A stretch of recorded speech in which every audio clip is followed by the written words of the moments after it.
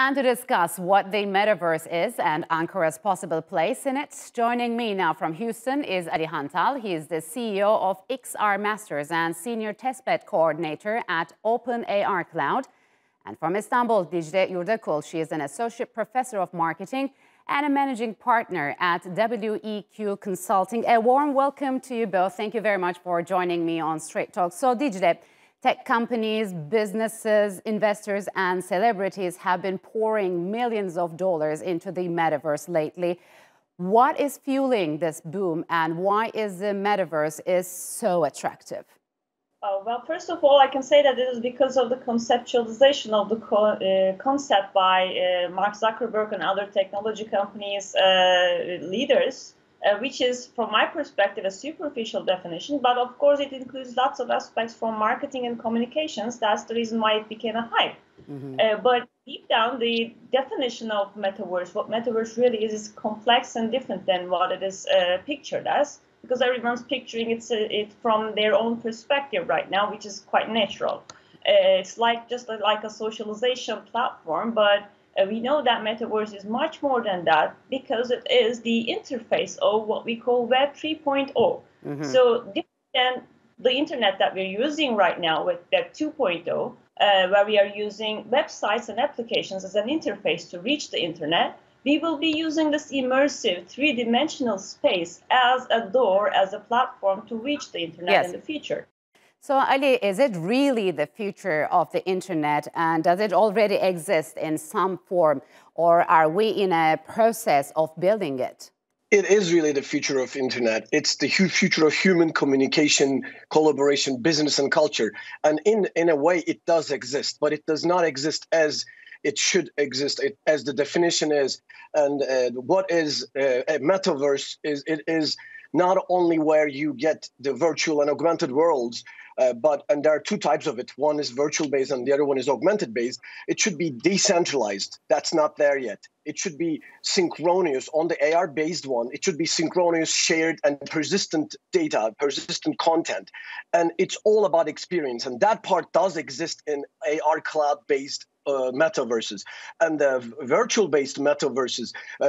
Today's world is like kind of multiverses. They should, when they become like a metaverse, when there's one internet, one metaverse, it's all interoperable and it can be open like HTTP and HTML, then that would be the future. That would be the metaverse. So, Ali, Ankara has become the fourth test city in the metaverse. I mean, what does it mean for the Turkish capital, and what could it stand to gain by being an early city?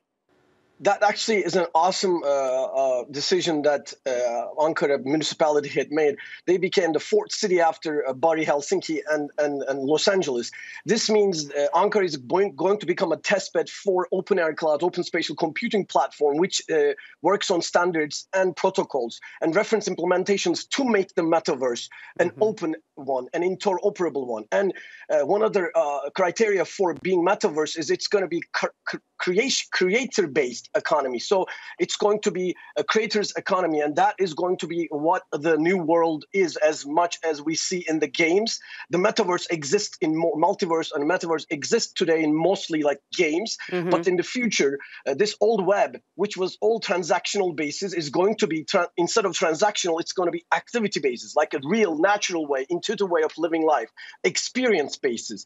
And that is going to be great for human life. And Ankara youth does have a great opportunity right now to be on this testbed. And soon we're going to be doing university partnership as well, so that Ankara city can actually act for young people and the population to become creators in this metaverse or multiverse that we could call right now. So, Dicle, millions of Turkish people have been early adopters of cryptocurrencies and NFTs.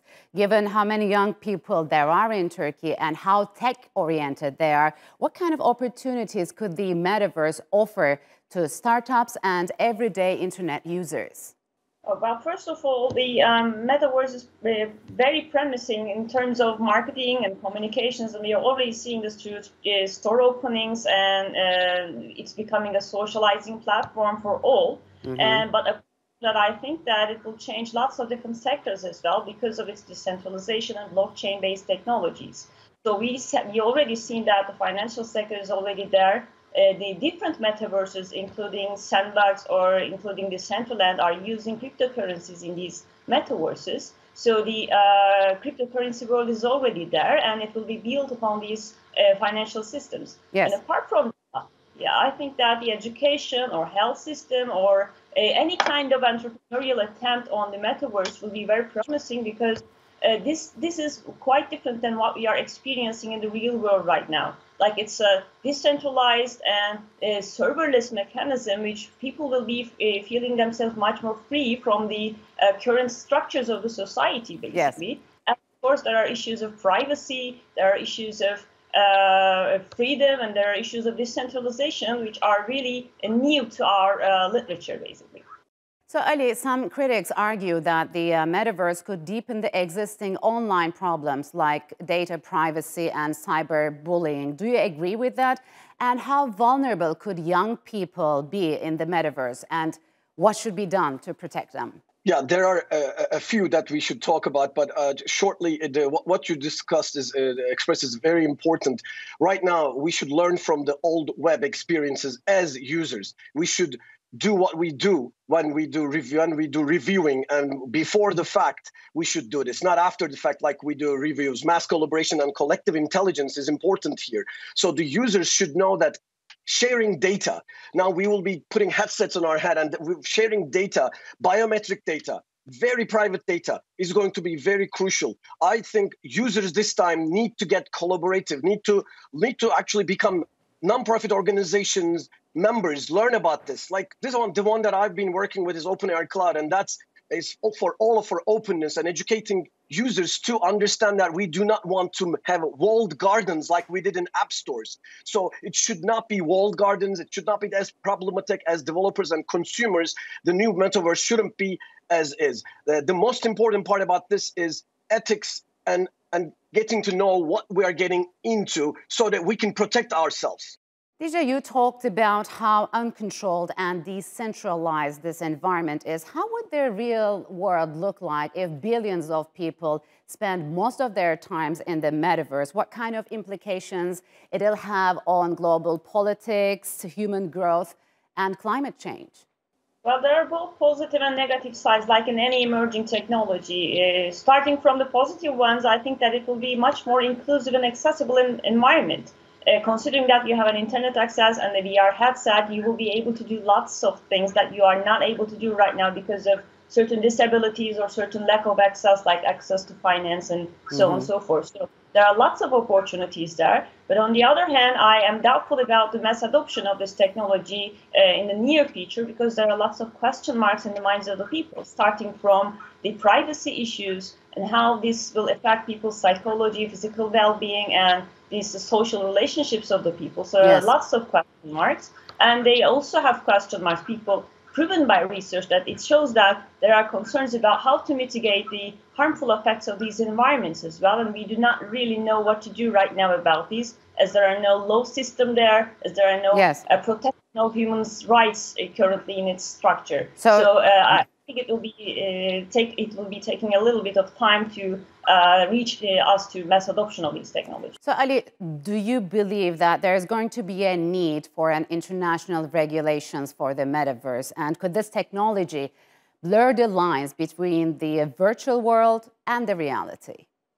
Yeah, there should be international or governmental level of definitely authorities.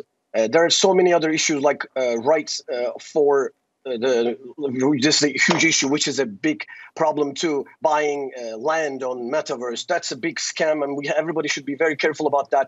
But yeah, that has to be regulation, and there are existing problems that we always see. There existing like Black Mirror type of dystopic issues that virtual worlds can be one day very realistic, and that could be really creating a problem between people trying to be more on virtual life and not real life, that those things are psychological effects and cultural effects. Yes. However, I want to really mention one very important thing is buying land on metaverse.